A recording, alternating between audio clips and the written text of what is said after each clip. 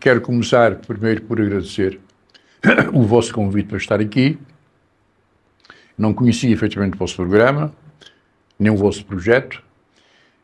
Depois de ter recebido o teu convite, fui procurar informar-me e fiquei agradavelmente surpreendido ao descobrir que vocês, de facto, estão preocupados com este país, coisa que eu pensava que já não houvesse muita gente preocupada com interesses, digamos, posso dizer, nacionais, porque tenho visto só pessoas preocupadas com os seus interesses partidários, interesses pessoais. De maneira que aceitei o vosso convite com prazer, na medida em que me dá satisfação ver que ainda há gente neste país preocupado com Cabo Verde. Por um lado. Por outro lado, Gervano Almeida, nasci na Boa Vista, sou da Boa Vista, formei em Direito, exerci como advogado em Cabo Verde, e depois aposentei-me, digamos, aposentei não, podia ter aposentado, não cheguei a aposentar-me. E, nas horas vagas, sou escritor. Eu quando digo escritor, é só para facilitar, porque as pessoas gostam de dizer escritor. Mas eu considero-me, sobretudo, um contador de histórias. E gostei de contar história desde menino. E eu acho que comecei a escrever histórias porque eu gostava muito de contar histórias às pessoas. De inventar histórias eu contava. Mas nem sempre as pessoas estavam dispostas a ouvir-me. Então eu comecei a escrever. Já que não me ouvia, já que não tinha ouvintes, comecei a escrever. Mas desde muito cedo, porque a arte de inventar histórias também é muito interessante. Divertimos-nos a nós próprios. Então, claro que depois aprendi a contar histórias baseadas na realidade cabo-verdiana. Tenho uma grande vivência, aliás, tenho uma vivência da Boa Vista, que eu nem sequer sabia que tinha. Ignorava completamente que eu soubesse tanto, que a Boa Vista me tivesse ficado tanto no espírito. Por isso que eu costumo dizer que eu saí da Boa Vista, mas a Boa Vista não saiu de mim. Porque ainda hoje eu vivo bastante ligado a esta realidade cultural da Boa Vista. Claro que, digamos, tenho aprendido também com as diversas ilhas do arquipélago, por exemplo, fora Boa Vista, tenho histórias passadas em Santo Antão, em São Nicolau, em Santiago, e, digamos, as ilhas que eu conheci melhor. Há muitas outras ilhas que passam, digamos, pelas minhas histórias, assim, de raspão, na medida em que as conheço mal. As ilhas que eu conheço melhor são essas que eu referi. O meu primeiro livro, digamos, a história, a forma como eu aprecio publicar, é engraçada, porque eu escrevia muito, guardava. Houve uma altura em que eu e mais dois amigos, o Leão Lopes e o Rui Figueiredo, pensámos em fundar uma revista. Foi na altura em que fundámos o Ponto e Vírgula. Porque o Leão tinha criado um espaço de alternativa onde nos encontrávamos todos os fins de tarde para beber chá, para conversar, não sei o quê.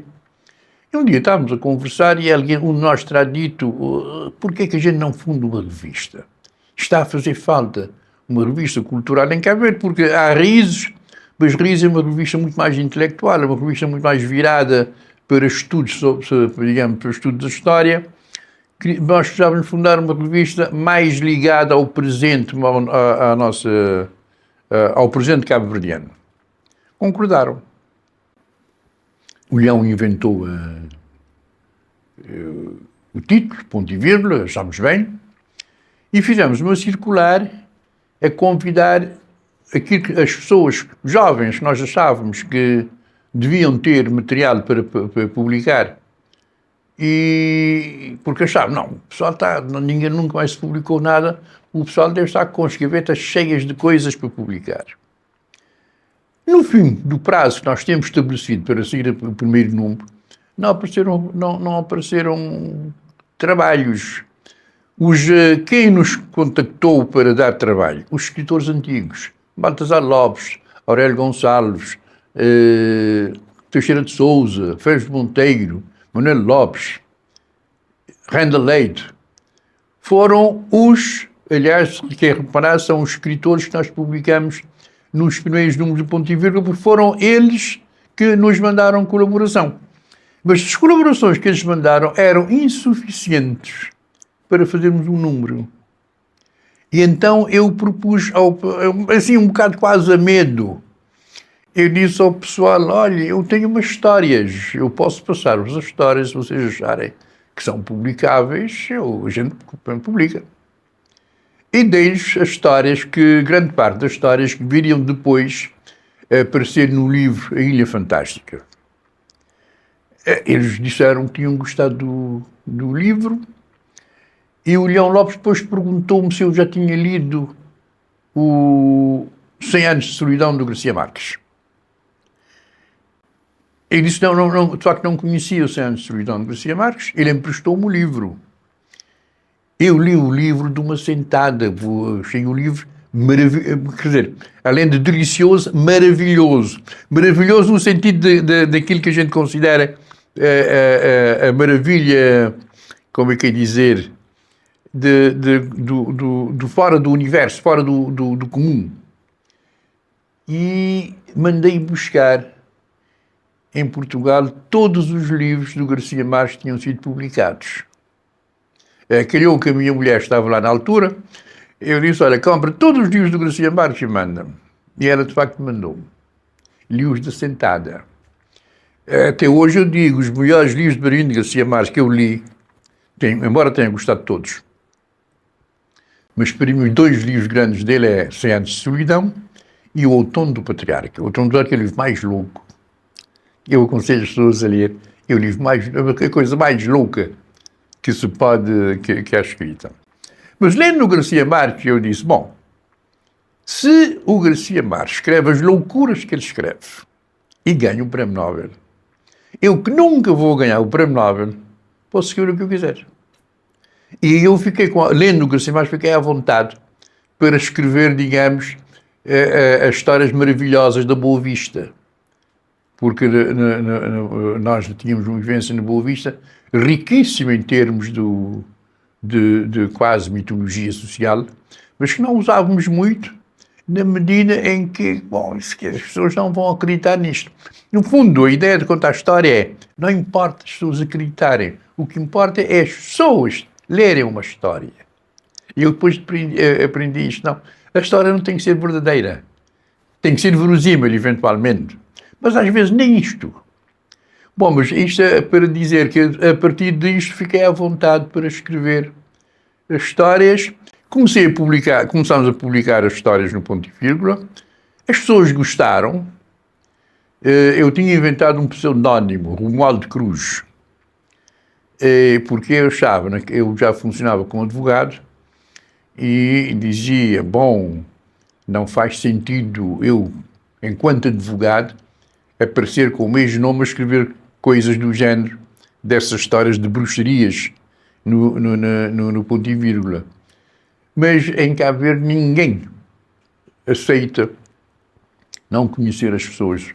Só aparece um escritor que é um pseudónimo, a gente não descansa enquanto não descobrir quem é o dono. E acabaram por descobrir, depois achei que era inútil continuar com o pseudónimo. E foi assim que eu comecei a escrever estas histórias. Depois, sempre me interessou a nossa realidade política. Eu continuo a dizer que a política interessa-me, sobretudo como atividade cívica. E então comecei a escrever o meu poeta. O meu poeta foi um livro que levei alguns anos, não sei quantos, mas talvez uns 4 ou 5 anos a escrever. E porque eu queria abarcar no meu poeta a realidade social e política cabo-verdiana. Isto implicava estudar também. Estudar e depois romancear. Então, nesse intervalo do meu poeta, escrevi mas propriamente uma amiga minha ia fazer anos, um dia na alternativa, justamente, e as pessoas começaram, o que é que a gente vai oferecer a fulana, não sei quanto e tal, não? E eu disse, olha, eu vou oferecer-te uma história. Vou escrever uma história para ti. não tinha ideia de história. Foi quando escrevi, então, o Testamento do Sr. Nepomuceno. O testamento, aliás, é engraçado porque eu escrevia, fui escrevendo, e ela fazia anos, por exemplo, amanhã, eu ainda hoje estou a escrever e a história não acabava. Mas acho engraçado porque de repente a história acaba, de repente ele morre. Porque quando a gente escreve uma coisa também que acontece, às vezes a gente está a acompanhar o personagem, o personagem toma conta da história, vai desenvolvendo e nós simplesmente acompanhamos-la. E foi o que aconteceu. De repente, ele está na cama, não sei quem morre.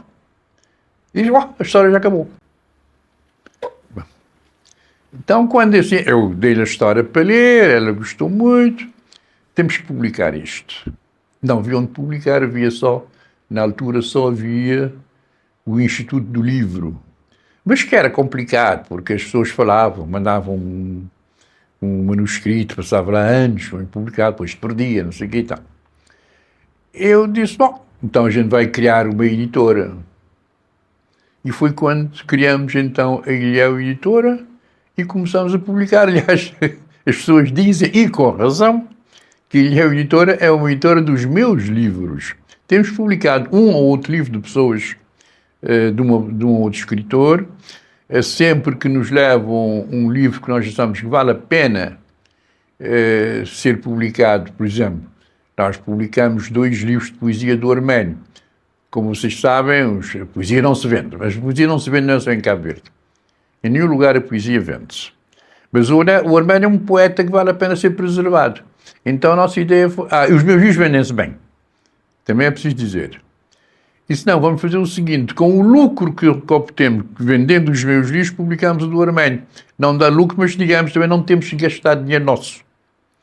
De maneira que algumas vezes temos publicado alguns livros de outras pessoas que nós achamos que vale a pena ser dada a estampa, mesmo sabendo que os livros vendem pouco ou não se vendem. Quando acabei o curso, convidaram-me. Naquele tempo não havia quadros, de maneira que quando as pessoas souberam que eu estava prestes a acabar o curso, escreveram-me. Primeiro escreveram-me do Ministério da Defesa, convidando-me para ir reestruturar os serviços de justiça do Ministério da Defesa, e eu ri-me. Eu disse, agora, um fulano assim da faculdade vai reestruturar um serviço, qual é a formação que eu tenho, qual é a competência que eu posso ter para fazer isto. Então não aceitei. Depois recebi um outro convite do Ministério da Justiça de dizer-me para ir para o Gabinete de Estudos. Isto interessa-me. Ir para um Gabinete de Estudos interessa-me, porque o Gabinete de Estudos vai aprender, vai trabalhar, obviamente, mas digamos, vai dar a parecer, vai não sei o que e tal, mas é um lugar de mais, sobretudo porque diziam, estava lá um antigo juiz português, que era casado com uma cabo-verdiana, e tinha ficado em Cabo Verde, presidir aquilo, interessa-me, porque é um homem com experiência, vou aprender com ele. E, de facto, aceitei o lugar, fiquei no Gabinete de Estudos, não muito tempo, talvez 4 ou 5, 7, digamos 6 meses, pronto. Não garanto. Entretanto, ficou a faltar um procurador na praia. Houve um problema qualquer, o procurador que teve que sair, ou pediu exoneração, ficou a faltar um procurador, eu era o único licenciado em Direito disponível. Chamaram-me, e não aceitei. Não aceitei, comecei por não aceitar. Disse, não tens nenhuma experiência nisto, na faculdade a gente não vê sequer um processo, a gente ouve e lê no código como é que se faz, não sei o que, está por aí fora, mas não tem coisa, nunca vi um processo, não posso aceitar um lugar, deixa aqui. Mas insistiram tanto que acabei por... Até também o português dizia, o português tinha sido juiz. Não, aceito o lugar, não sei o que e tal, eu ajudo. E depois ele emprestou uns formulários, também que ajudam imenso, acabei por aceitar o lugar. O caso dos 2 irmãos foi dos primeiros casos que eu recebi, porque, aliás, recebi o caso já com o processo instruído e estava a preparar para ser julgado, julgado. recebo o processo, digamos, pronto para julgamento, eu leio a acusação, a pronúncia e tudo mais, e fui falar com um homem na cadeia, só por buscar consciência. Hoje eu o chamo André, o nome dele não era este aqui, no livro eu tratei por André, mas não era o nome dele de certeza absoluta, a tentar entender o homem. E ele dizia, não, sabe, isso, porque para mim também o problema é o seguinte, um irmão matar outro irmão por causa de uma mulher é a coisa mais absurda que pode haver. Digamos, isto na Boa Vista, na zona de Barlavento, isto resolvia-se com 2 palmadas, 2 bufetadas, não sei o que está ali, uma queda e coisa, e acabava. Faca, não. Então eu já perguntava a André, mas espera, porquê? Ele dizia-me, tinha que ser. E o que eu me lembro de que tinha que ser. Fomos para o julgamento. Naquela altura também havia a ideia de que o julgamento era preciso levar a justiça o mais próximo das populações. Então levamos a justiça para Tarrafal, que era mais próximo da população do André. E as pessoas vieram todas para o julgamento. Fizemos o julgamento numa escola. Foram 2 ou 3 dias aflitivos, porque não se podia estar com a porta aberta porque as moscas afrontavam-nos. Não se podia estar com a porta fechada porque o calor afrontava-nos. Mas lá tivemos que aguentar aqueles dias de julgamento. Mas para mim o que mais me admirou foi a forma como as pessoas, os parentes, os amigos, das pessoas da aldeia, trataram o André. O André era um rei. Digamos, a veneração que eles tinham para o homem para mim que era um criminoso. Acharam, não, que matou o irmão, não pode ser boa res. Para eles era um grande homem, tinha feito um feito glorioso. E depois, durante o julgamento, fomos assistindo.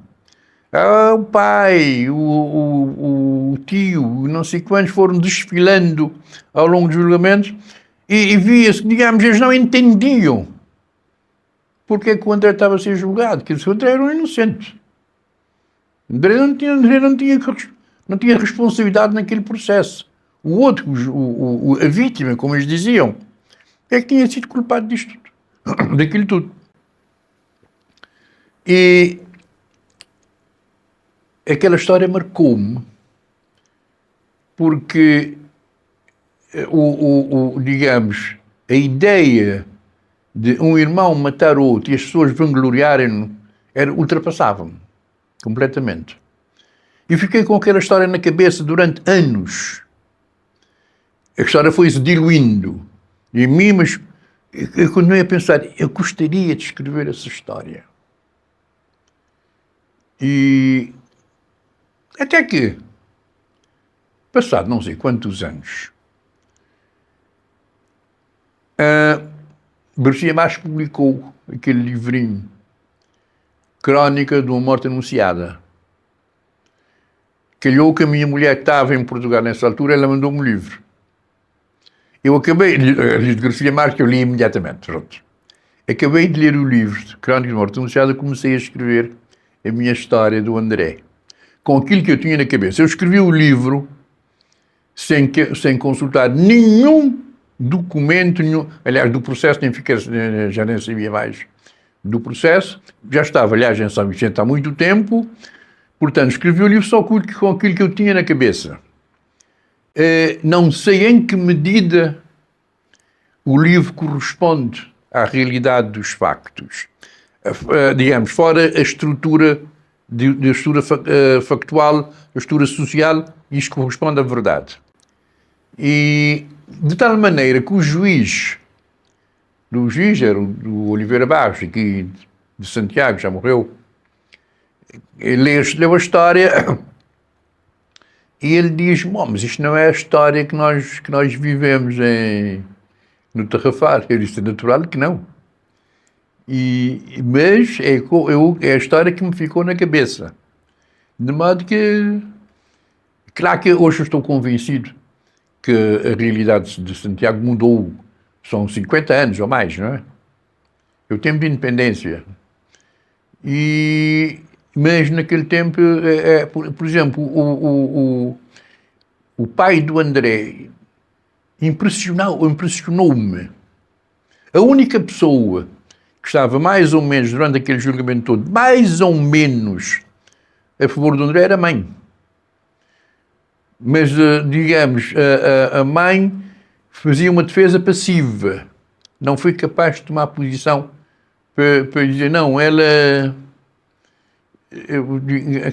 aceitou toda aquela, como ela contou, não é?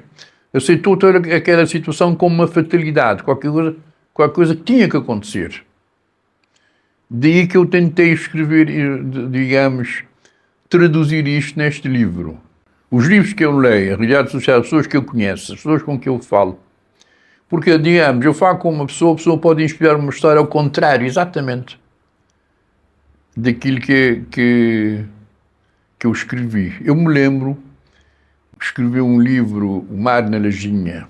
Nós éramos um grupo enorme, que tomava banho todos os dias de manhã na Lajinha.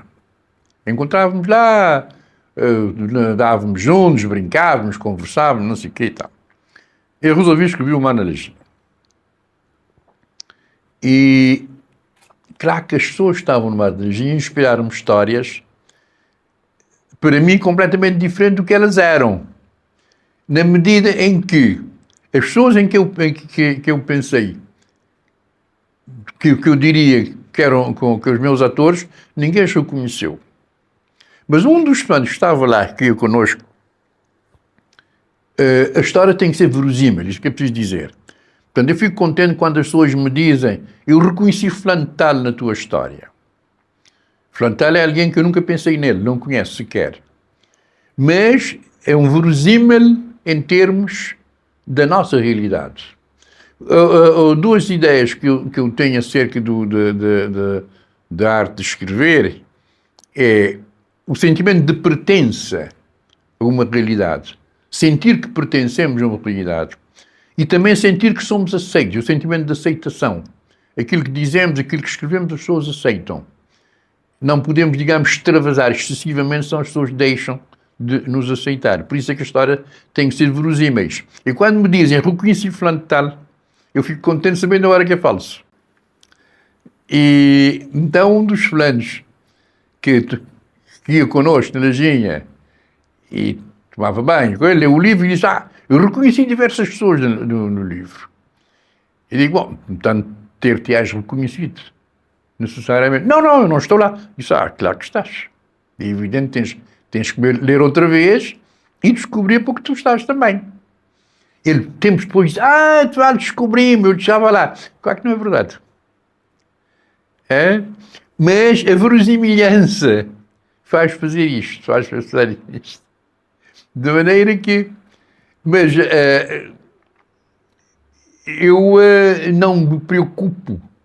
Por exemplo, os escritores dizem, antigamente era ficar diante de uma folha branca à espera de coisa para escrever isto. Eu nunca fiz isto, nem vou fazer. Eu só abro o computador para escrever uma história se eu tenho uma história para contar. Senão tenho tantas outras coisas para fazer. Tenho tantos livros ainda que eu quero ler antes de coisa que não me dou o trabalho de ficar em frente à espera do computador para ver se a história surge ou não surge. A história surge naturalmente. Muitas vezes a história surge em horas até impróprias. Por exemplo, quando estou deitado de madrugada, surge uma ideia de uma história. De qualquer coisa, diria uma história. Mas o mais engraçado é que antigamente eu decidi tenho que pôr uma caneta e um bloco aqui na banca de cabeceira, não sei o que e tal, para aproveitar essas ideias. Nunca mais surgiu nenhuma. Desisti. Mas agora, de vez em quando, eu aponto como durmo com o telemóvel na banca de cabeceira e aquilo tem uma coisa de apontamento. De vez em quando lembro-me, mas se lembro de qualquer coisa, aponto uma frase. Uma frase perfeitamente depois indica-me o caminho que eu quero seguir. Mas não é uma preocupação procurarem ter, por exemplo, normalmente quando eu escrevo, quando acaba um capítulo, não sei como é que o outro vai começar. Mas o outro sai naturalmente na sequência daquilo, porque os próprios personagens indicam-nos as histórias como é que eles querem que prossigam. Porque os personagens deixam de ser personagens, passam a ser pessoas que convivem connosco, que falam connosco. A gente diz isto, as pessoas pensam que é brincadeira, não é brincadeira. Aliás, eu me lembro de quando eu escrevi o meu poeta, tinha um personagem, já não me lembro, que eu tinha criado o personagem pensando numa pessoa que eu conhecia. E às vezes os personagens estavam a discutir, e não sei o quê, e esse plano dava opinião. Isso é interessante, esse homem nunca dá uma opinião inteligente. Ele é burro de natureza. Eu não posso dizer que eu criei um personagem burro, mas ele, como é que dizer? É difícil explicar isto, dizer, porque eu é que o criei. Mas, digamos, quando ele vai falar, nunca tem um pensamento inteligente. Só diz asneiras. Enquanto há outros personagens que só dizem coisas sérias. De maneira que... Mas o processo criativo é muito interessante. E, na minha opinião, não é nada complicado. Diz bem que a sociedade cabo-verdiana é extremamente conservadora, mas extremamente permissiva também. Nós não podemos esquecer essa realidade. Mas foi sempre, em todos os tempos, a nossa sociedade foi permissiva. E foi permissiva por razões óbvias, por razões da miséria, por razões digamos, de escassez de comida, de escassez de tudo. Há muitas coisas que a gente faz, tem que fazer escondido. Não pode abrir ao público. Certamente não imaginas a quantidade de mulheres que me dizem que se identificam com Eva. Algumas já me disseram que Eva parece a minha biografia. Eu digo, muito bem, mas eu contei uma história que eu conheci bem, que eu pude dizer, claro que é evidente que eu romanciei grande parte da história, é evidente, porque para não se chegar às pessoas, como é que é dizer, às pessoas que estavam na origem da história, mas no que concerne a Eva, inventei pouco. No que concerne a Eva, o seu comportamento, inventei muito pouco. Digamos, os partes exteriores, digamos, por remalhetes, mas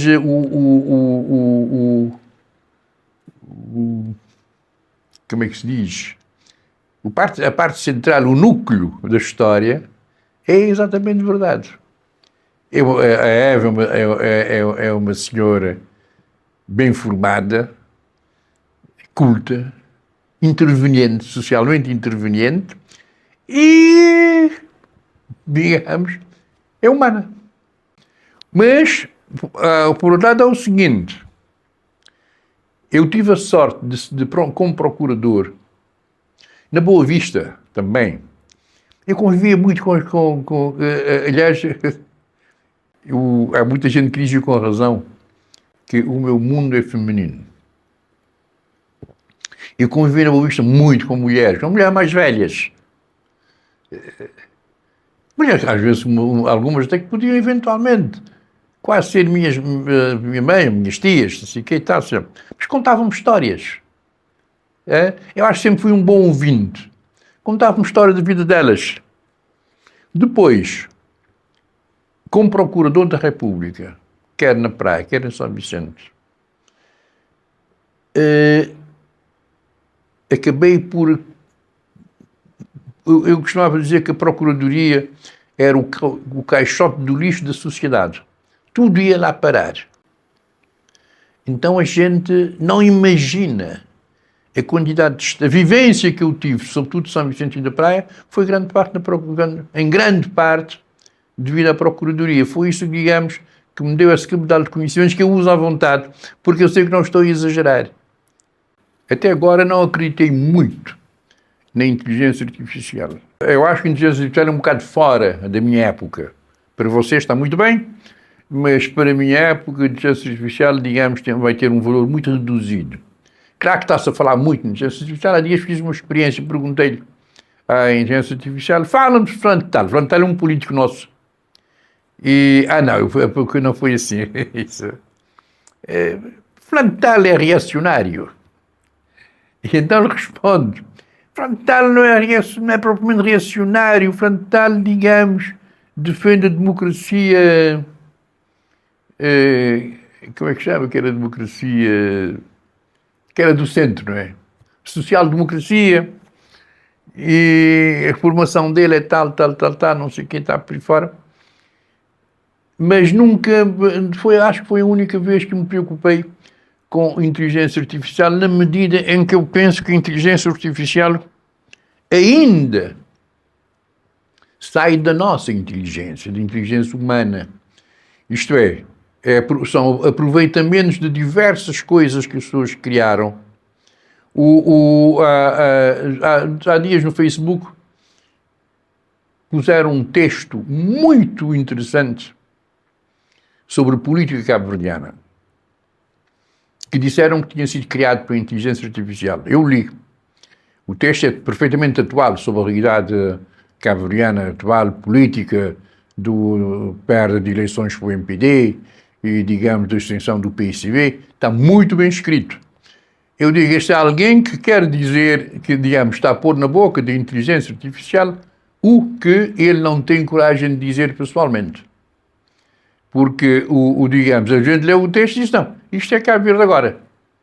De maneira que não é inteligência artificial nenhuma. Mas não tenho, como é que dizer? Eu não tenho medo da inteligência artificial. Pode ser que venha a ser alguma ameaça para os anos vindouros. Não acredito que para mim venha a ser. Isto é uma questão que me tem preocupado há bastante tempo, devo dizer. Porque nós lemos mais do que se pensa. Eu acho curioso em Cabo Verde o livro não é um valor, o livro tem um valor de uso, não tem um valor comercial. Eu compro um livro, quando eu ler, quando digo eu, estou a dizer eu pessoalmente, Germano, porque eu guardo os meus livros. Mas no geral as pessoas compram um livro, leem e passam a outra pessoa. A outra pessoa lê e passa a outra pessoa. Portanto, o livro tem quase que um valor de uso. Para os escritores é muito mau. Os escritores que pretendam viver dos livros que escrevem é muito mau porque vendem-se poucos livros. Em Cabo Verde vendem-se poucos livros, mas lê-se bastante. Nós não temos ainda um nível de sentido crítico de leitura. Isto é uma coisa que nos faz muita falta. A nível escolar, devia começar a nível escolar, porque era preciso, a partir da escola, começar a ensinar as crianças a ler e criticar. Mas a gente só pode criticar conhecendo. E conhecendo como? Conhecendo outras realidades. Temos que ter termos de comparação para aprendermos, digamos, a comparar e criticar e dizer este aqui é melhor ou pior. Normalmente não se faz isto. Até agora, digamos, passados 50 anos de independência, eu gosto de referir que a independência é um marco nas nossas vidas e que devia condicionar muitas coisas, mas se condicionam algumas, continuam a faltar muitas outras. Por exemplo, era necessário haver, não só nas escolas, como junto das pessoas. Aliás, há dias eu estava a aliciar uns jovens em São Vicente a fazer isto. Escolham, digamos, um grupo, não sei o que e tal, leiam um livro, vão discuti-lo. Porque você, ao ler um livro, tem que trazer os conhecimentos que tem sobre outras diversas matérias, que vão proporcionar a ideia de dizer o que esse autor está a dizer é válido ou não é válido. E que você só pode fazer isto se tiver outros conhecimentos. Se não tiver, digamos, um leque de conhecimentos à vontade, não pode comparar, porque só tem um dado. Então é preciso, mas essa capacidade de que é criada. E é criada, digamos, como é que é dizer? É fomentada. As pessoas têm que ser habituadas a fazer isto. Não há no ensino isto. Há dias a minha neta, estávamos a estudar, ela pediu-me para estudar História de Portugal com ela. Ela está na escola portuguesa. Então lá dizia e tal, os romanos invadiram a Península Ibérica. E ela sabia isto, invadiram a Península Ibérica. Eu disse, agora, o que é que significa invadir? Ela não soube. Porque na escola dizem que invadiram, mas não lhe explicam a palavra. Ela aceita, consome a palavra, mas vai transmitir, vai repetir, sem saber exatamente o significado das palavras. É essa parte que está a faltar-nos a nível de leitura. O espírito crítico, desenvolver o espírito crítico. Mas o espírito desenvolve-se.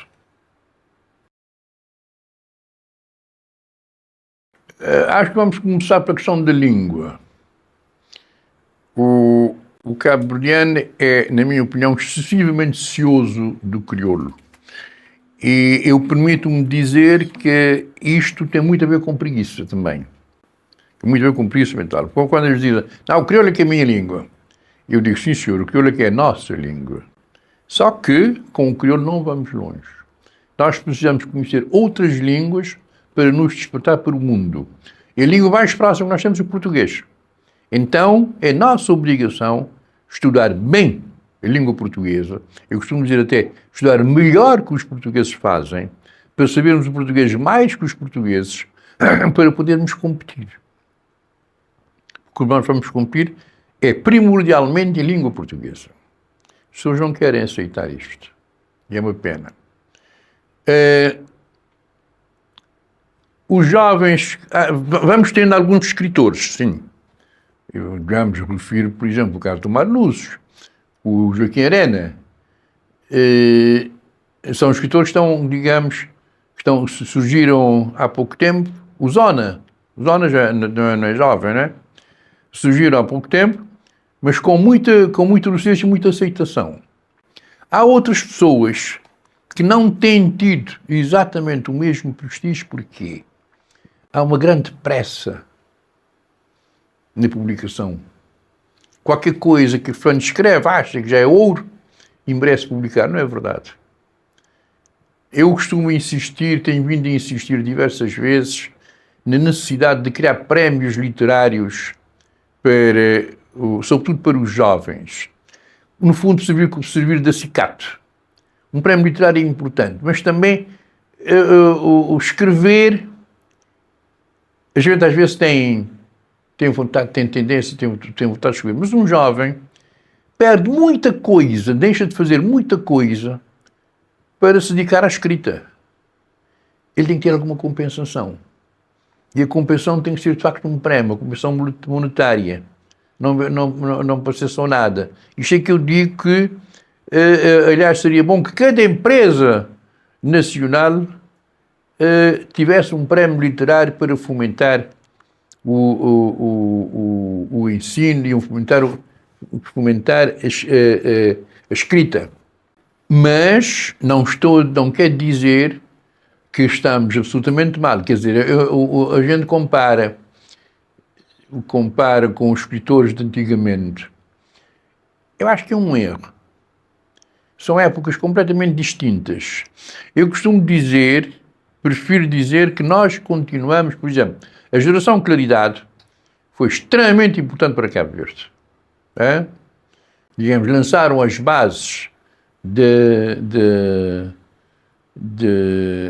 literatura cabo-verdiana. Antes, tinha havido outros escritores antes deles, mas eles, de facto, sedimentaram a literatura cabo-verdiana. Nós temos que os continuar, não podemos ter a pretensão de dizer eles fizeram até aqui cortando, não podemos ter aquilo que o MPD, que os partidos políticos fazem quando ganham as eleições, cortar com o passado. Não, temos que continuar. O Cursinho de Fortes é que tinha uma imagem que eu continuo a achar muito bonita, que ele dizia que a corrida de estafeta. Eles levaram a sua moeda até o coito, a sua que coisa, nós tomamos e prosseguimos e os outros vão tomar, não sei o que e tal. Porque as preocupações da minha geração não são as de agora. Mas a preocupação da geração de agora não é só dizer tudo que eu escrevo, qualquer coisa que eu escreva tem valor porque eu escrevi. Não, não é verdade. É preciso, efetivamente, digamos, para escrever. Fernando Pessoa, por exemplo, dizia uma coisa que eu achava exagerado, mas dentro do exagero eu também dizia que ele tem alguma coisa de verdade. Ele dizia, por exemplo, para ser poeta é preciso dominar toda a literatura, toda a ciência, toda a engenharia, toda a cosmogonia, toda a geografia, toda não sei o quê. Antes disso, ninguém pode pensar em ser poeta, dizia ele. E de facto, ele era um homem que mostrou, com os diversos heterónimos que ele teve, com as diversas matérias que ele trabalhou, que ele tinha esse nível de conhecimento. Mas não se pode exigir isto de todas as pessoas.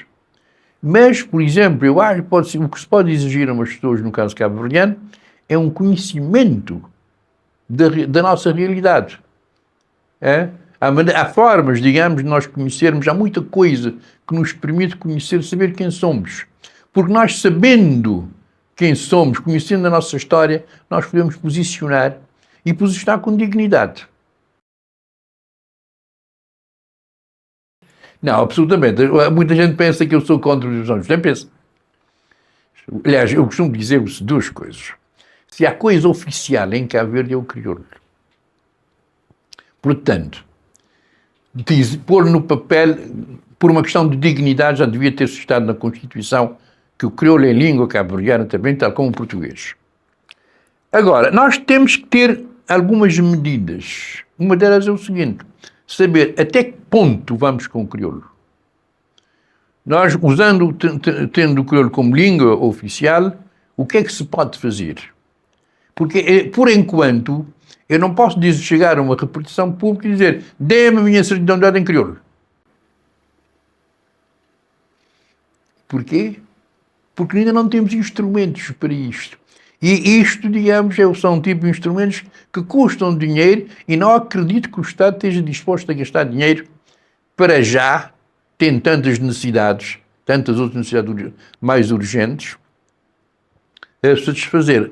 Agora, isto não invalida o oficializar o crioulo como língua, dizendo exatamente isto. Podemos oficializar e dizer, mas as áreas são estas, mais aquela, mais aquele outro. O Manuel Veiga, há uns anos atrás, tinha feito uma proposta nesse tipo, que eu achava uma coisa excelente. Não se respeitou, não sei porquê, não penso falou no assunto. Eu não sou especialista de língua. Eu sou um prático. O que eu digo é, o crioulo é a nossa língua, nós não temos, digamos, por onde deitar o crioulo, nem queremos desfazer do crioulo. Agora, para já, o crioulo tem limites. Temos que ter em conta esses limites. Ao par digamos, de estabelecer os limites do crioulo, temos que dominar a língua portuguesa, que é o nosso instrumento de contacto. Eu diria que sou mais ateu do que agnóstico. Não acredito que Deus tenha poder para fazer alguma coisa, não faz. Agora, Deus existir permite-nos ele existir para dizer mal dele. Por exemplo, se eu disser sou ateu, não posso dizer mal de Deus que não acredito. Não posso dizer mal de um ser em que não acredito. Em cuja existência não acredito. Se eu sou agnóstico, ele diz, ele existe, não faz nada, portanto, eu posso dizer mal dele.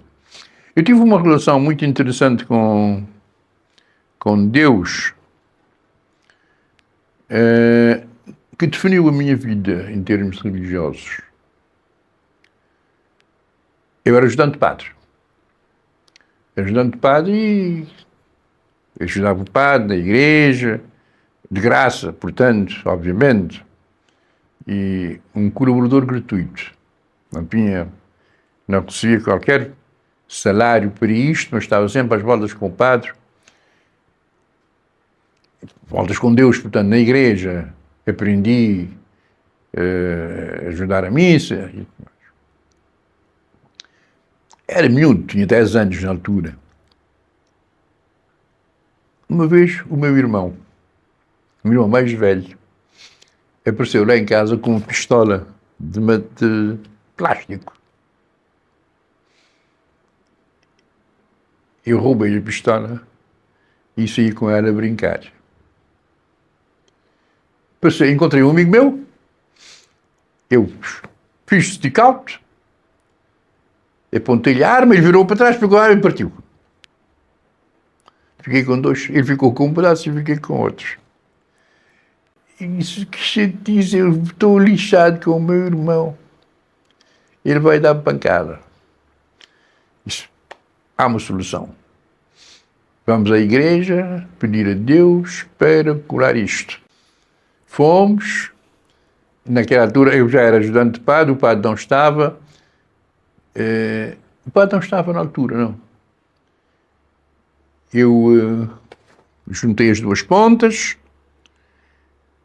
e rezamos, pusemos sobre o altar, rezamos, ajoelhamos, rezamos.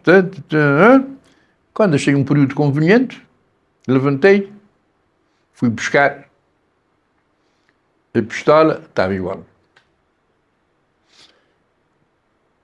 Eu disse-lhe, culpado és tu porque não rezaste de certeza com convicção.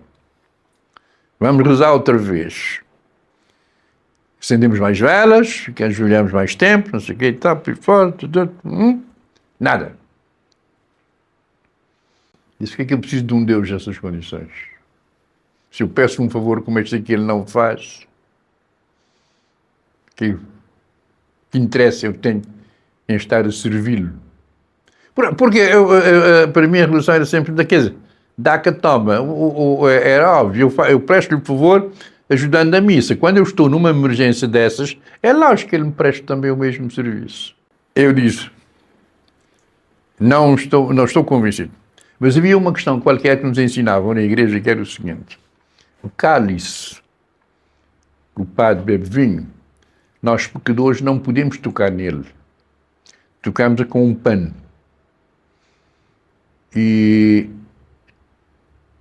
Porque tocar, aquilo é de tal modo sagrado que se eu toco com as mãos posso ficar preso.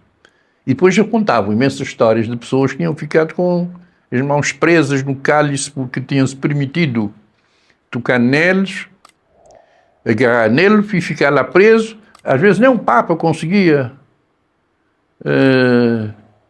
fazer o milagre da mão desapegar de coisa. Nós aprendíamos tudo isto na igreja.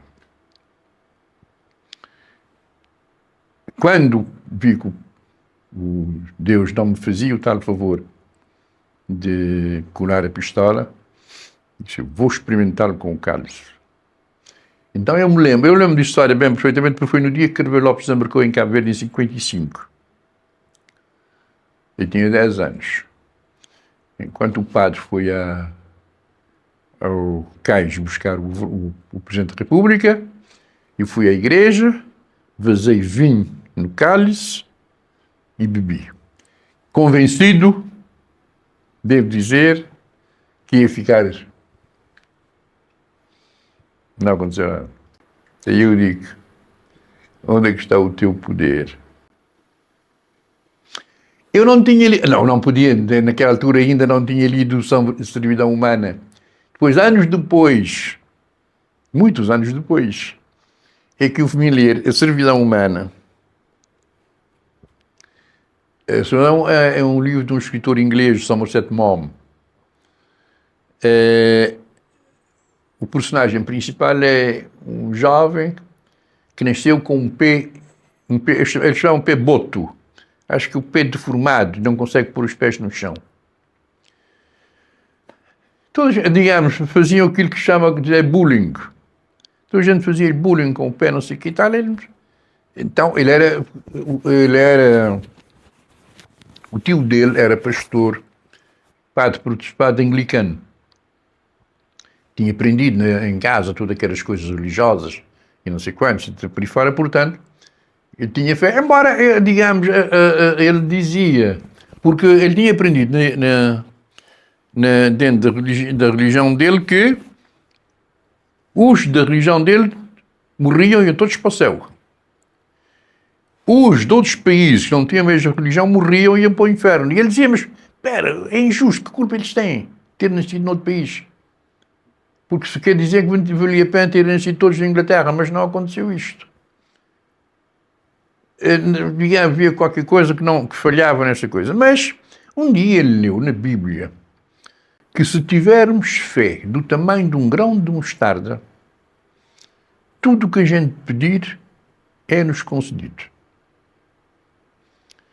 Ele viu aquilo e disse, não, tenho que ter fé mais do que um grão de mostarda. A minha fé, necessidade que eu tenho de ter o pé composto, não sei quanto está por aí fora, é muito mais urgente, muito mais necessário. Mas ele também não quis a coisa de graça. Pediu a Deus que lhe consertasse o pé e começou a fazer sacrifícios. Dormia no chão, por exemplo, dormia no chão na Inglaterra num tempo de frio, dormia no chão sem cobrir, não sei quantos e tal por aí fora, como sacrifício, que fazer outras coisas que ele fez. E deu um prazo.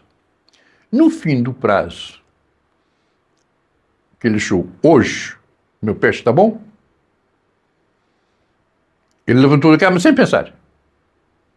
Podia estar convencido que estava bem. Levantou, foste pé, caiu. O pé não estava bom. E aí aconteceu-lhe o mesmo que me tinha acontecido a mim há uns anos antes. Isso, para que é que eu preciso de um Deus assim? De maneira que as nossas relações mantiveram-se dessa maneira. Há uns anos atrás eu estive doente de coração. Curiosamente, toda a gente pensou que eu ia morrer, menos eu. Toda a gente estava convencido que eu ia morrer. Isso eu sei que não vou morrer.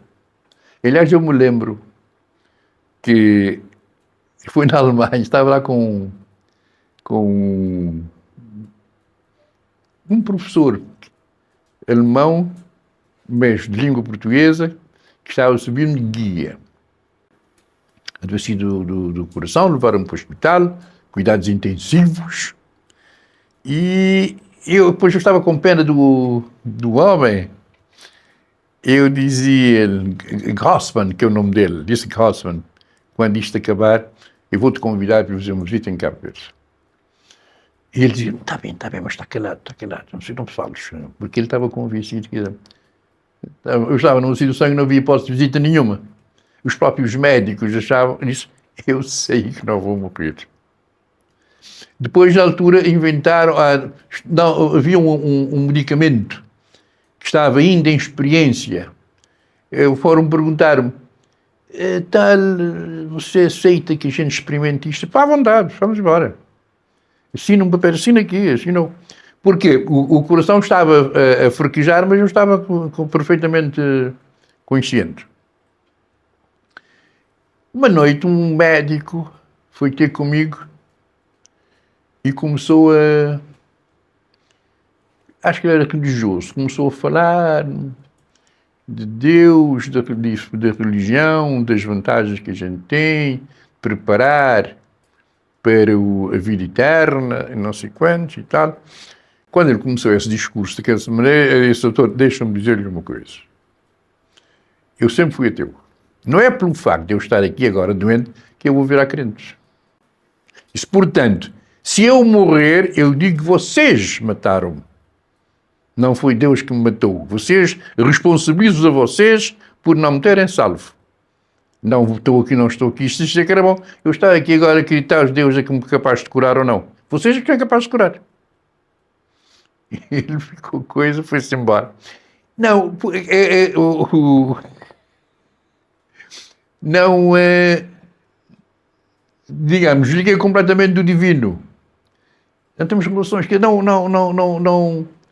me ocorre alguma vez. Por exemplo, eu acredito que se eu morrer, quando eu morrer, isto acaba tudo. Eu posso dizer que é muita pena.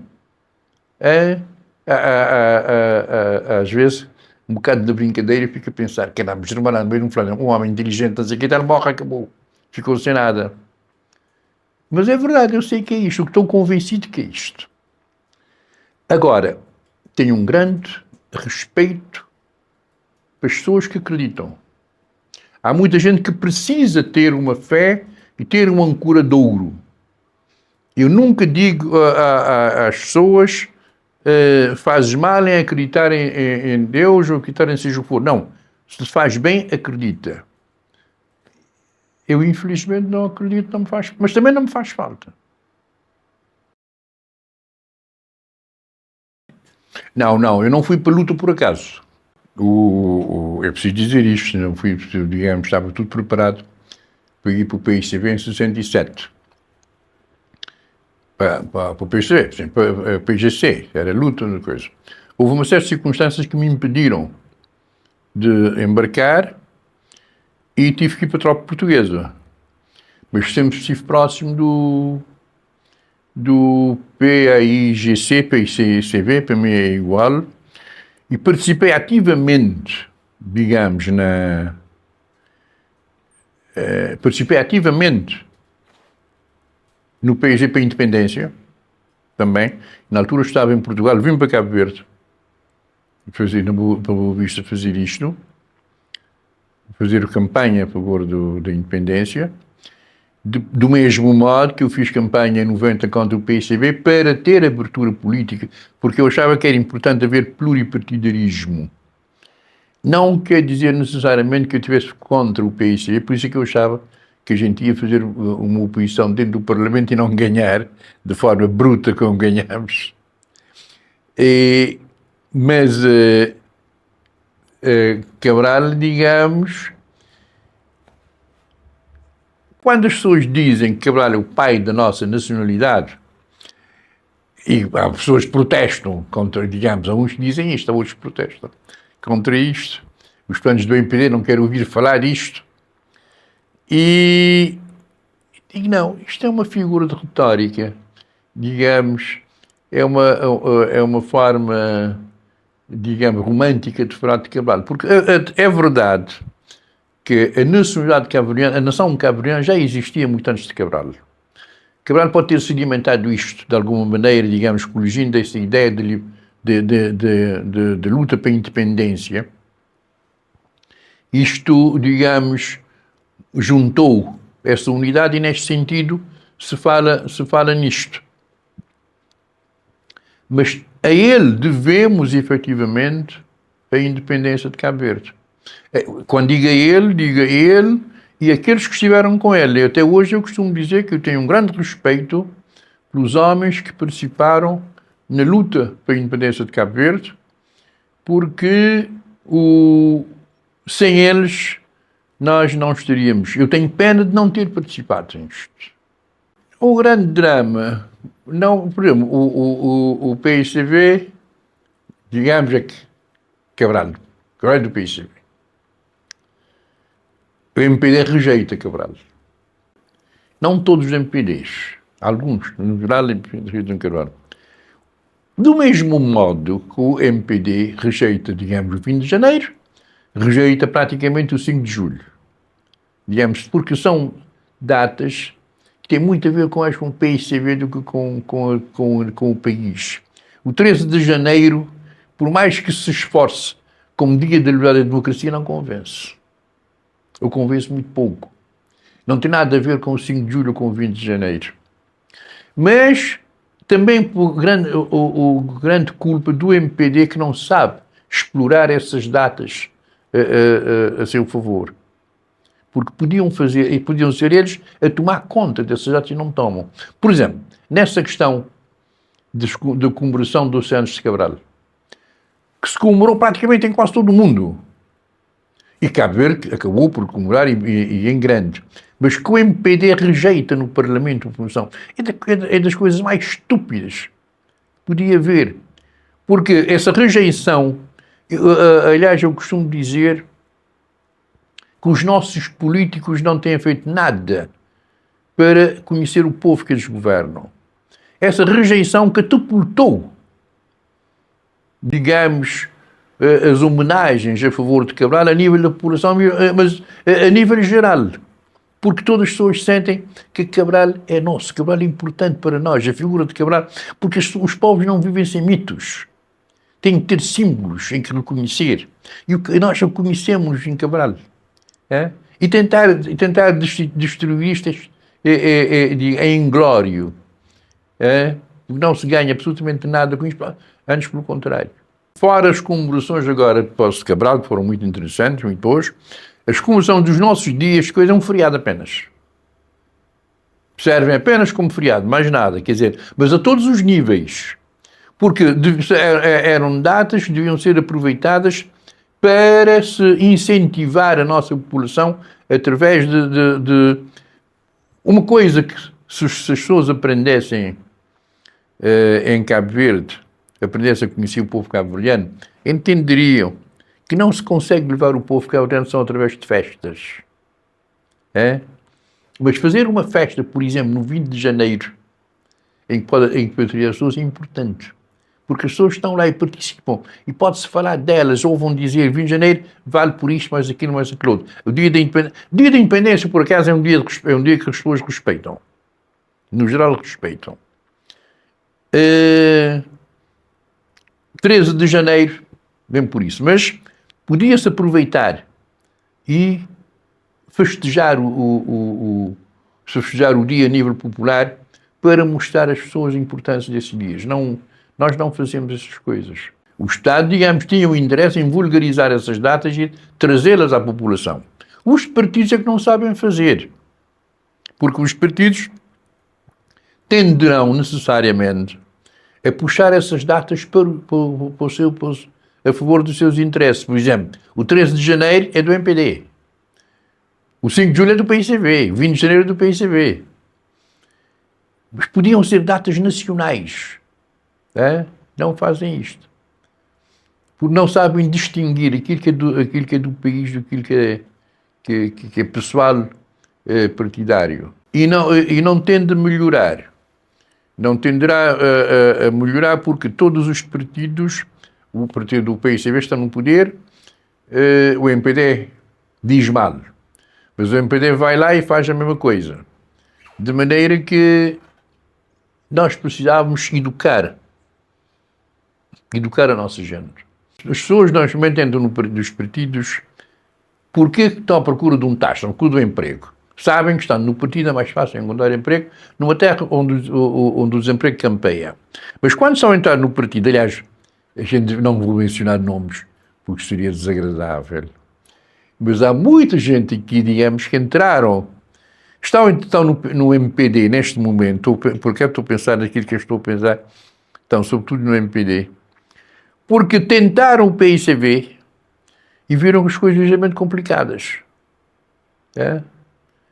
E depois viram que era mais fácil, digamos, se ingrar no MPD, e facto, se ingraram. Buscam, e os nossos jovens ficaram muito oportunistas também. Já não há a luta por ideais. Nós, no nosso tempo, íamos por ideais. Agora não, agora é o interesse imediato. Eu, quando escrevi o meu poeta, eu refiro o meu poeta sempre, eu considero o meu poeta um livro importante para o conhecimento da realidade cabo-verdiana. Eu dizia, na altura dizia, só daqui a 100 anos nós teremos gente politizada e preocupada com os interesses do país. Entretanto, deu-se abertura política. E vi como as pessoas se entusiasmaram. E eu não pensei, caramba, eu enganei-me. Enganei-me estrondosamente. Afinal, as pessoas participam. Depois cheguei à conclusão que ele tinha sido um episódio. Um episódio que aconteceu, mas que morreu. As pessoas terão visto na altura que podiam conseguir ganhar com o MPD. E depois voltaram outra vez a sua coisa, porque estão interessados em fecharem-se numa concha, chatear o menos possível e tentar ganhar o mais possível. Uma receita para isto é complicado, não dá para ver, tinha que haver um movimento, qualquer coisa que levasse os jovens a interessarem-se pela política nacional outra vez. Porque, de facto, por exemplo, em 75, as pessoas foram movidas pelo interesse da independência. A independência, claramente, ou, digamos, não claramente, mas era um ideal. E todos nós lutamos por isto. Eu estava em Portugal na altura e vim para Cabo Verde para fazer campanha. Porque, digamos, sentíamos que era necessário coisa. E depois, quando se deu a independência de um país pobre, num país, digamos, que tinha que ser criado a partir do nada. E todas as pessoas entraram nesta luta.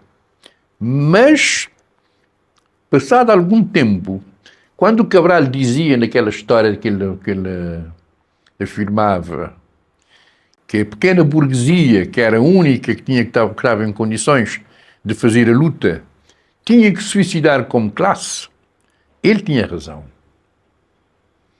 Não se suicidando como classe, e não se suicidou, deu o que deu. Porque o que é que a gente vê? De repente a gente vê uma gota de gente a defender os seus interesses, a ter grandes casas, grandes carros, grandes não sei quantos e tal por aí fora, e nós ainda abaixo não temos nada, não pode ser. Não é o problema de dizer que todos nós estamos em... É verdade que nunca estamos todos em pé de igualdade, mas também não precisamos ostentar a riqueza enquanto o outro está a passar miséria. Isto começou com o PICV, infelizmente. Não houve, de facto, e também, infelizmente, não foram todos os dirigentes do PICV que fizeram isto. Há muitos dirigentes do PICV que, digamos, que eu ainda hoje por eles tenho grande consideração, por exemplo, pessoas como o comandante Pedro Pires e Rocha, não sei o quê, que, de facto, foram pessoas abnegadas, lutaram por Cabo Verde. Mas, ao lado deles, houve muitos oportunistas que lutaram por interesses próprios. E as pessoas veem isto. E a gente não imagina o exemplo que uma ou duas pessoas são capazes de criar num povo como Cabo Verde, porque somos um povo com memória. É? A gente vê que, pois, são os melhores filhos do nosso povo. Porque quando Carvalho também falava na história dos melhores filhos do nosso povo, era no sentido de os melhores filhos do nosso povo são aqueles que estão interessados em lutar e entregar-se à causa nacional, não aqueles que se defendem nos seus interesses próprios. Alguns fizeram isto efetivamente, mas a grande maioria defendeu os seus próprios interesses. Mas defendeu os seus próprios interesses não só a nível económico, também a nível da repressão, a nível da ostentação, a nível, digamos, de tratar mal, do desprezo para as pessoas, da arrogância. Tudo isto existiu. Eu nunca fui militante do PICV, embora pudesse ter sido, porque eu dizia, a militância tem que ser uma espécie de sacerdócio. Quando eu acreditava também, é verdade, que o sacerdócio da igreja eram pessoas impolutas. Depois é que aprendi que não são coisa nenhuma. Mas eu achava que era um sacerdote, digamos, um militante de partido tinha que ser um exemplo. E nós vimos, de facto, que eram maus exemplos. Tinha que haver coisa. O outro partido, digamos, dá-se abertura política, viu-se, a forma como as pessoas entraram, as pessoas alijaram o PICV. Depois entrou o MPD e fez a mesma coisa. Primeiro fui dirigente do MPD, fui deputado do MPD, e depois, bom, ao fim de 2 anos, passei a ser deputado independente, não discordava da forma como o caminho que o MPD estava a seguir não tinha nada a ver com aquilo que a gente tinha planeado. Não, a questão da abertura política é quando participei ativamente na abertura política, convencido do seguinte: o PICV está no poder, o PICV não vai ser desalojado do poder, mas vamos meter-lhe uma oposição no Parlamento. E como não vamos meter muitos deputados, há de entrar no Parlamento os elementos mais esclarecidos, que a gente poderá fazer uma oposição, digamos, válida ao PICV. Começámos a fazer sondagens e sondagens que nos davam, quase a nível nacional, 80% de votos a votar contra o PICV. Eu estive também à frente dessas sondagens e dizia, não, é evidente que não é verdade. É evidente que as pessoas estão a perguntar se são gente ligada à oposição, porque não é possível haver uma sociedade em que 80% da população está contra o partido que está no poder e, no entanto, não haver uma única sublevação no país, não haver uma única voz a falar, fórmos nós. Porque nós íamos em campanha, falávamos, as pessoas ouviam apenas. Ninguém dava opinião. Portanto, nós não sabíamos o que as pessoas pensavam. E, de repente, vai-se votar e é aquela hecatombe. 80% da população favorável a votar o MPD.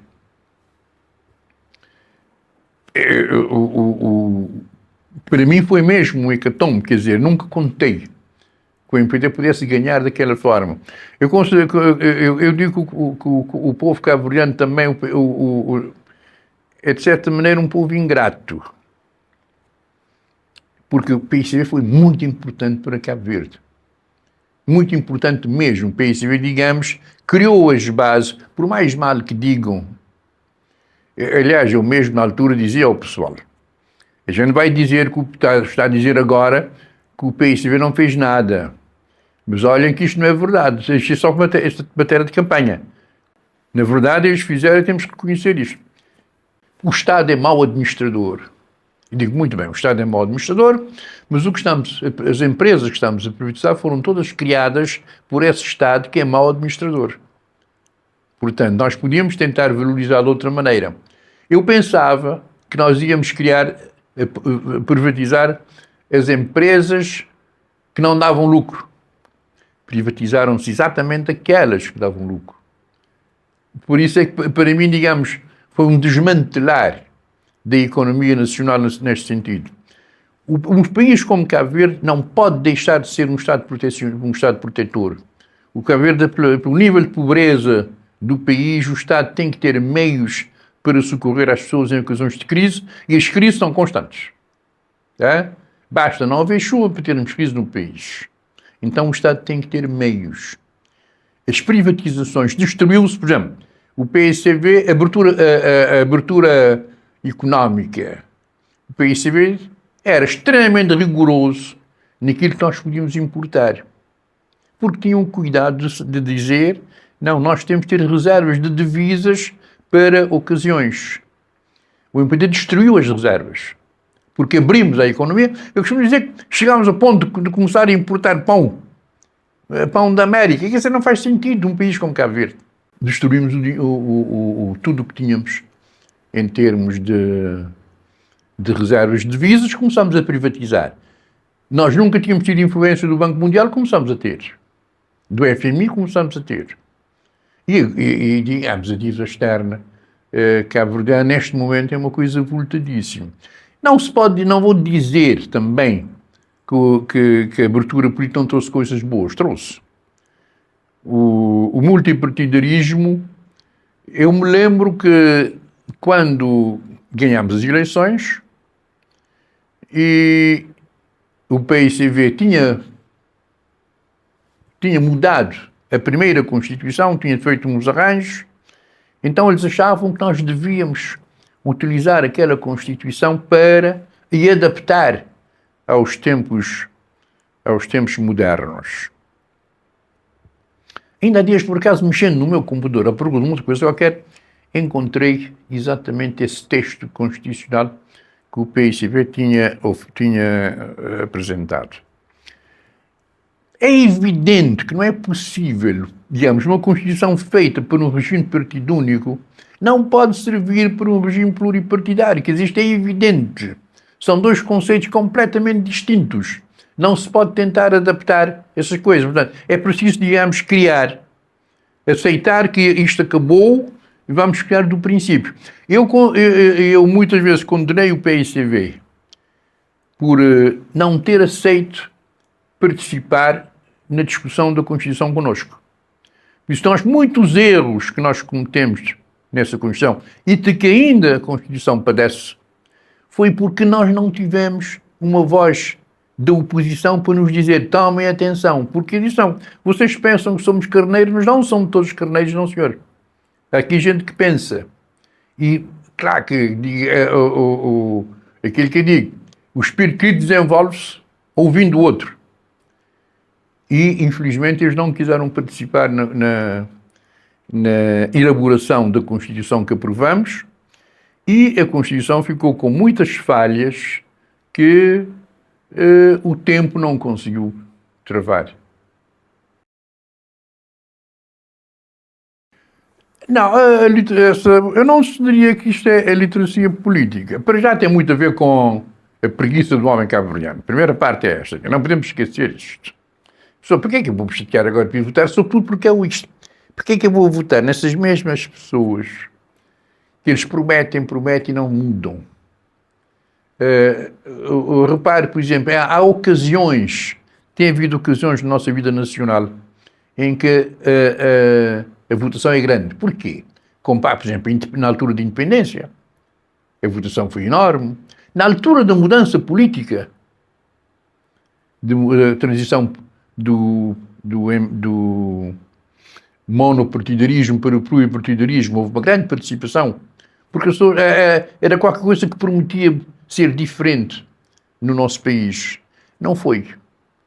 Continuou o mesmo. Os partidos, no fundo, as pessoas dos partidos, a gente podia misturar as idades. Aliás, muitas vezes, eu tenho dito, de certa maneira, que os dois partidos, MPD e PSD, deviam fundir-se. Deixávamos com muito menos chatice, muito menos gastos eleitorais, porque os dois partidos funcionam exatamente da mesma maneira. Bom, também isto tem muito a ver com o mundo moderno, em que as ideologias estão a desaparecer. Já não há aquela história de esquerda, direita. Isto é uma questão que se pode pôr à inteligência artificial.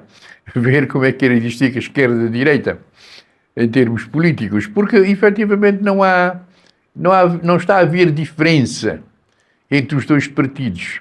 Seria interessante, por exemplo, um partido tomar o poder e mostrar fez diferente. O MPD, por exemplo, o MPD tomou o poder vai haver 14 anos. Não, 2 mandatos, não é? O que é que a gente vê? A degradação do país. O país já estava mal com o PICV, com o MPD ficou pior, porque o MPD, digamos, os partidos tomam o poder, nunca querem continuar o que os outros estão a fazer. Em Cabo Verde era muito importante. Numa terra pobre como a nossa, era importante os partidos aprenderem, digamos, podemos mudar de partido, mas não mudamos de país. O país continua pobre. Então, não destruir o que se fez para ter ideia de que fez novo. Tudo o que o PICV fez, ou começou a fazer, desde os clusters do mar até não sei quantos, o MPD destruiu. Agora nós temos a economia azul, que ninguém sabe o que é que significa. E porque agora, não, criaram uma série de outras coisas que não significam nada. A única coisa que servem é para dar taxa aos amigos. Então não se pode esperar que as pessoas, digamos, participem nisto, porque sabe, a menos que participem, eu costumo dizer na brincadeira, quando brigam que as pessoas vendem votos, isso é uma coisa que eles sempre a vender. Porquê é que não vender o seu voto? Agora, eu defendo o voto obrigatório. Melhor, defenderia o voto obrigatório se nós definíssemos à partida que digamos, com o voto obrigatório, se o nível de abstenção, o nível de votos nulos, fosse superior aos votos, coisa, que isto tivesse uma consequência. Isto é uma coisa que os políticos não aceitam. Nunca vão aceitar, por exemplo, dizer que não, se Se a maioria dos votos foram nulos, eleições estão invalidadas. Não aceitam fazer isto porque não se importam de ficar no poder, mesmo ganhando por um voto. É verdade que ganhar por um voto é ganhar. Mas não é isto exatamente que se pretende numa sociedade. Eu acho que não há uma iliteracia política, há um descrédito político. Aliás, repare, o que aconteceu com o MPD agora já tinha acontecido com o PSB em 90. As pessoas, digamos, o PSB está 15 anos no poder, com todas as consequências que eles tiveram, falam em abertura política, eu estou à vontade para isso porque eu participei nisto ativamente. E fazia parte da direção do MPD e participei ativamente nas campanhas de rua, de escritos e não sei quantos e tal, por aí fora. Bom, todas as promessas que a gente fez, depois vai ser o mesmo. Mas as pessoas, digamos, que votam de seguinte maneira, votam contra, foi um voto contra o PSB, não foi um voto a favor do MPD. Porque ninguém conhecia o MPD. O MPD, quando fomos para as eleições, tínhamos um partido de um mês. E, no entanto, ganhámos daquela forma brutal. Porque todo mundo estava farto do PSB. Aliás, eu costumo dizer que o PSB não entenderam o país quando aceitaram fazer eleições naquela altura. Deviam ter feito eleições 1 ou 2 anos depois. Fazer naquela altura foi entregar o ouro ao bandido. Não havia forma do MPD não ganhar. Mesmo agora, a mesma coisa. O PSB não ganhou as autárquicas. O MPD perdeu as autárquicas. Com todos os desmandos que eles foram cometendo ao longo dos tempos de governação, ninguém estava com eles. Portanto, ninguém pode estranhar, eu acho piada, quando vejo alguns militantes do MPD desabridos porque não contavam com isso, não contavam porque não conhecem o povo. Não, é evidente que a forma como conduzem neste momento não tem ideologia política.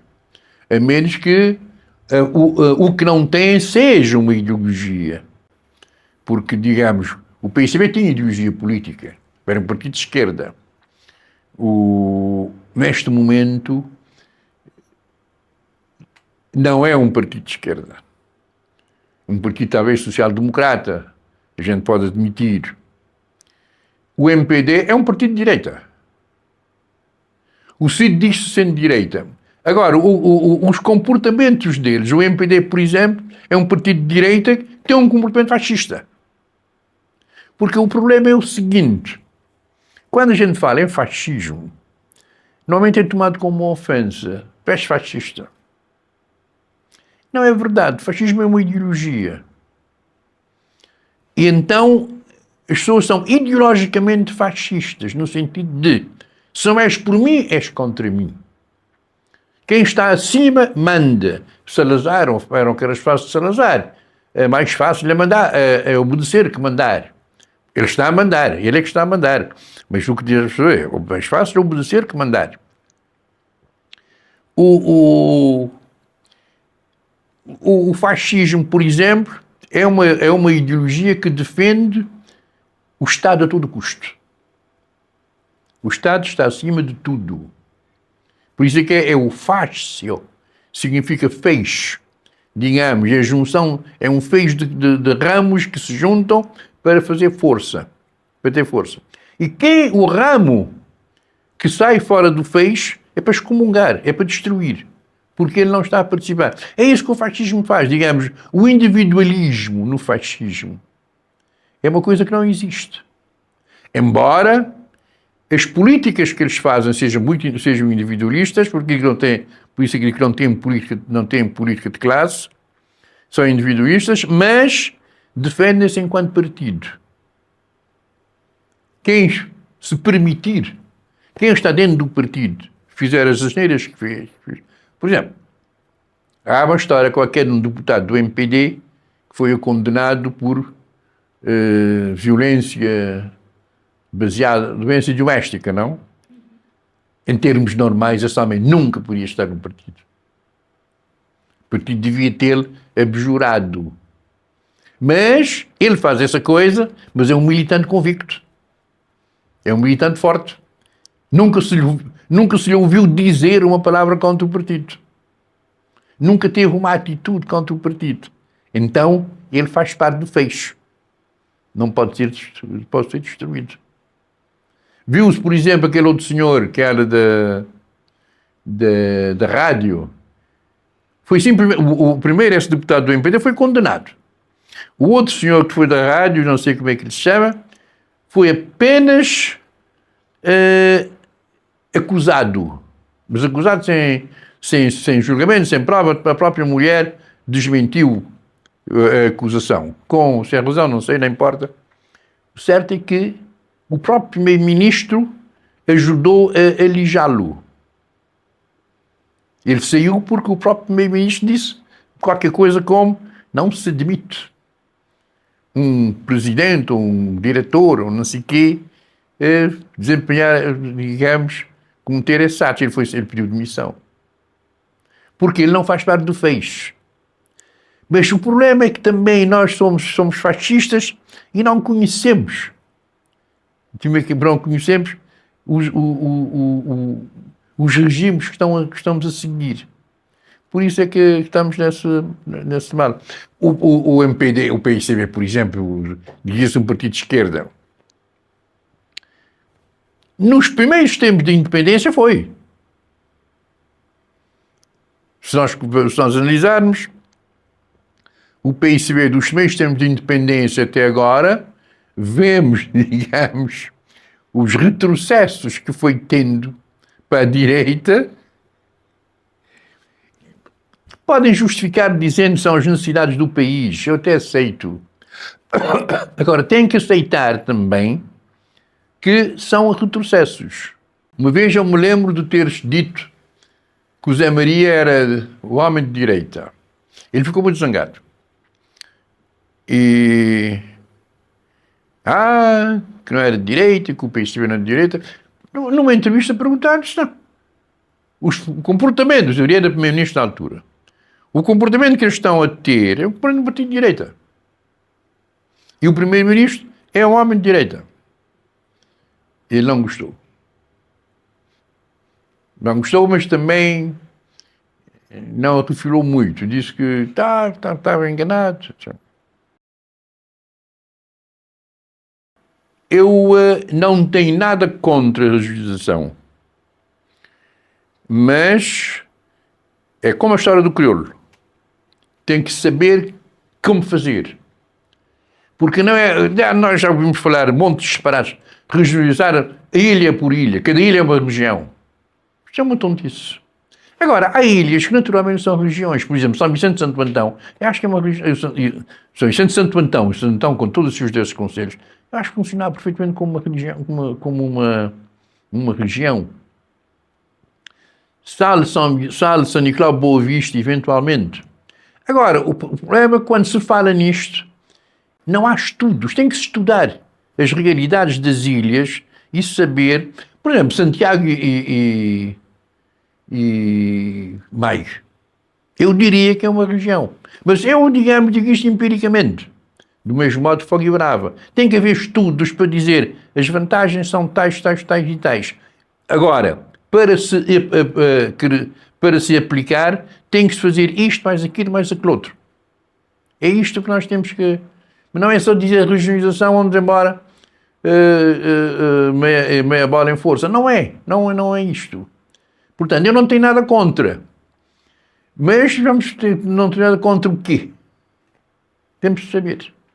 Não, o pessoal de São Vicente exige muito regionalização por falta de qualquer coisa.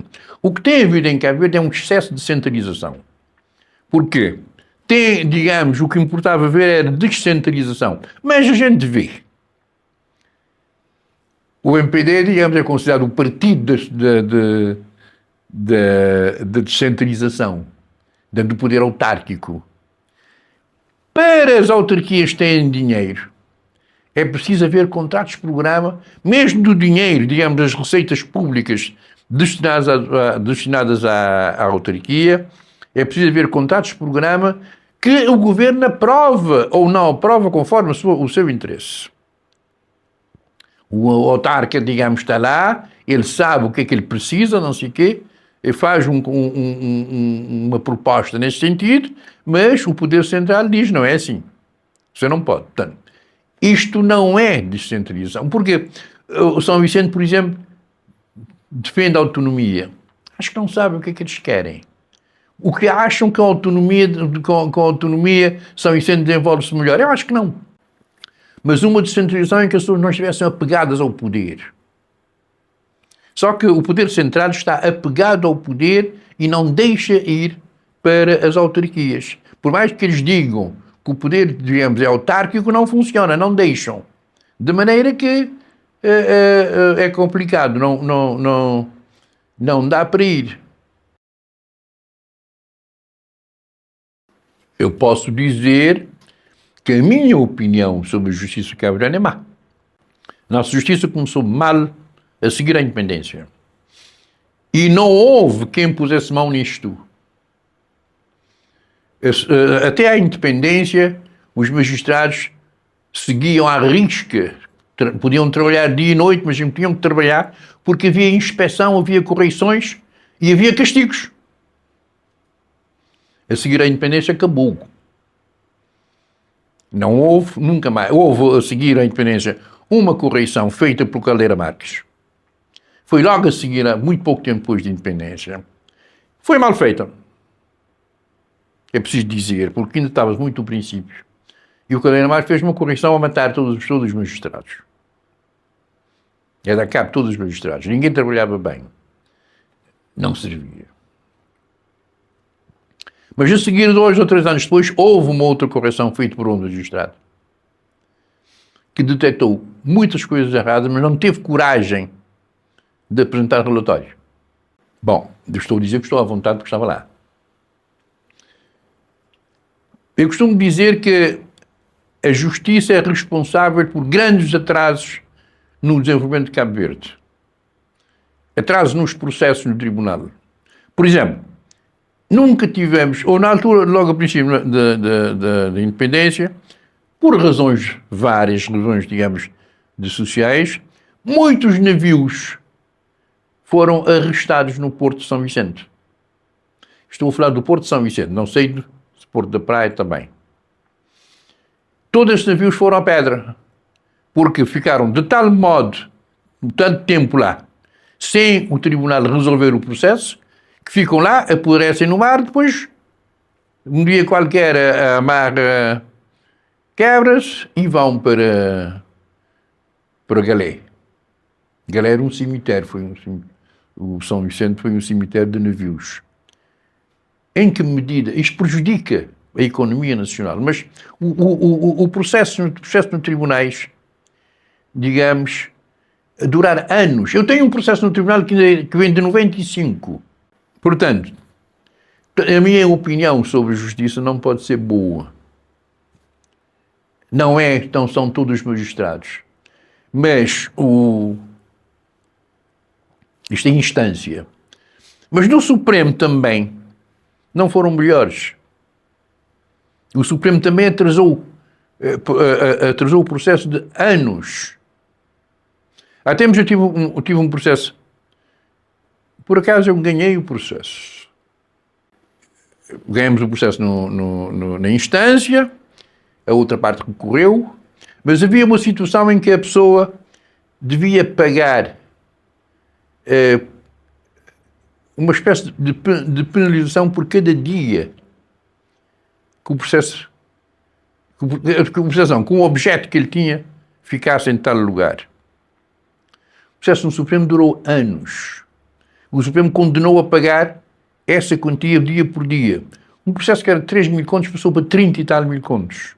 Eu mesmo disse à minha parte, é injusto nós recebermos isto. É injusto nós recebermos essa quantia porque não a merecemos. Não trabalhamos para isto. Portanto, é a justiça que nós temos. Agora, o caso Amadeu, para mim, é o mais flagrante. O caso Amadeu atinge uns níveis de desrespeito. É preciso dizer, Amadeu provocou a justiça com alguns comportamentos. Não estou a dizer que Amadeu não é nenhum santo. Ele teve comportamentos que eu mesmo cheguei a dizer que as coisas que ele dizia tinham que ser investigadas para, se não se provasse que ele tinha razão, ele ser castigado. Provando-se que ele tinha razão, por se tomar medidas em conformidade. Ele acusava os magistrados, digamos, de cometer erros no processo, de meter falsidades, não sei o que e tal. Mas, diga-se a verdade, no processo dele, eu provei que de facto meteram falsidades, meteram dados que não existiam. Portanto, eu digo, se ele não teve razão antes, teve razão depois. O que eu contesto no processo do Amadeu foi a condenação. Amadeu foi condenado a 7 anos de prisão. Qual é o crime? Ele ser advogado. Mas eu teve o azar de ter sido eleito deputado pelo CID. Ser advogado, não, ser deputado. Teve o azar de ser eleito deputado pelo CID. Entretanto, saiu com o homem, o tal preso, e embarcaram. Não quero discutir esta parte do impacto dele, porque o que eu digo é o seguinte: se nós estivéssemos discutir isto a sério, o homem não era nenhuma criança para o Amadeu o carregar nas costas e levar. Portanto, ele saiu porque quis. Apresentou o seu passaporte. Mas vamos admitir que o Amadeu cometeu um crime ajudando o homem a fazer isto. É um crime que dá, quando muito, 6 meses de cadeia, 1 ano de cadeia, mais. Não mais. Amadeu é condenado a 7 anos de cadeia por isto. Mas mais, digamos, houve de facto um conluio contra o Amadeu desde o princípio. O Amadeu, quando era advogado, para ir para o tribunal, a Assembleia tinha que dar um parecer neste sentido, tinha que, digamos, que o dispensar para isto. O juiz que o prendeu em São Vicente não esperou por isto. Eu digo sempre, esse juiz cometeu um crime de prevaricação. As coisas têm nome na lei. Prevaricação é o juiz que age em desacordo com os princípios que a lei prevê. Um deputado só pode ser preso ou julgado mediante consentimento expresso da Assembleia Nacional. Ele não foi. Pois vai a julgamento. Ele é condenado a 7 anos de cadeia porque ele, sendo deputado, comete um crime contra o Estado de Direito. Como é que lhe chamam? O Estado Democrático de Direito, por ter ajudado o homem a sair do país. Isto é um crime que, quando muito, dá 6 meses, 1 ano de cadeia, nunca 7 anos de cadeia. Mas o Amadeu, com esses 7 anos de cadeia, podia ter ganho liberdade condicional. Nunca ninguém propôs ele, digamos, ter pena suspensa, liberdade condicional. Vai para o Supremo Tribunal.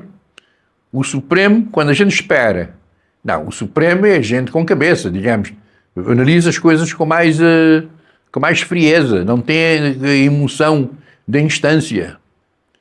O Supremo condena como é que se diz? Confirma a sentença, os 7 anos de cadeia. Vai para o Tribunal Constitucional invocando que a Assembleia violou a lei, invocando um costume que não era costume. Uns